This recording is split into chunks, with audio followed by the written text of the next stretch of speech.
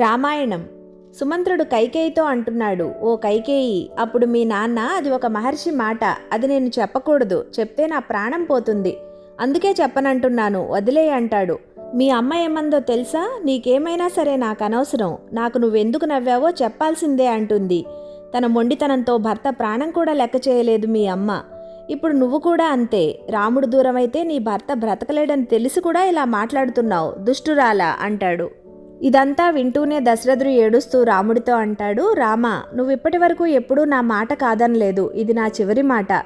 ఎలాగో వెళ్ళిపోతావు, ఎవరు చెప్పినా ఆగవు, రేపు వెళ్ళు, ఈ ఒక్కరోజు ఉండు, ఈ రాత్రి నా కళ్ళల్లో రెప్పవేయకుండా నిన్ను చూసుకుంటాను, ఈ ఒక్కరోజు ఉండు అని మళ్ళీ మళ్ళీ అడుగుతాడు. రాముడు, రేపైనా వెళ్ళాలి కదా నాన్న, చిరం దుఃఖస్య పాపిష్టం, భరించలేని దుఃఖాన్ని ఎక్కువసేపు భరించకూడదు కదా నాన్న అంటూ దశరథుడికి నమస్కరించి అక్కడి నుంచి వెళ్ళిపోయి రథం ఎక్కి కూర్చుంటాడు.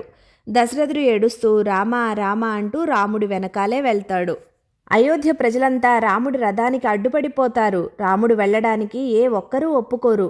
కొందరు దశరథుడిని తిడతారు, కొందరు కైకేయిని, మరికొందరు ఏ పాపం ఎరుగని భరతుణ్ణి తిడుతూ ఉంటారు.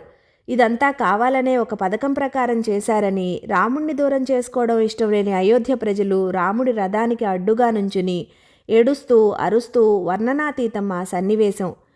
వారందరి కన్నీళ్లు చూడలేని రాముడు, ఓ సూత యాహ్యంతి, రథం పోనివ్వు అనగానే సూతుడు రథం కళ్ళెం పట్టుకుని లాగుతాడు. ప్రజలంతా ఒకేసారి అడ్డుపడి, ఓ సూత, నువ్వు ఆ రథం కళ్ళెం వదిలేయ్, పోవద్దు, రాముణ్ణి దూరం చేసుకుని మేం బతకలేము. అమ్మా సీత, నువ్వు ధన్యురాలివి, రాముణ్ణి నువ్వు నీడలా అనుసరిస్తున్నావు. ఓ లక్ష్మణ, ఓసారి మా వైపు చూడు అంటూ ఏడుస్తూ ఉంటారు. రాముడు ఆ దుఃఖాన్ని చూడలేక, సూత యాహి యాహి, రథం పోనివ్వు అంటూ ఉంటాడు. ఇంతలో ఎవరో, ఓ రాజమాత, రాజు పడిపోయాడు, దశరథుడు పడిపోయాడు అని బిగ్గరగా అరుస్తారు. దశరథుడు తూలుకుంటూ వస్తూ వస్తూ, ఓ సూత, నేను చెప్తున్నాను, తిష్టంతి, ఆగిపో, వెళ్ళడానికి వీల్లేదు అని అరుస్తూ వస్తూ పడిపోతాడు.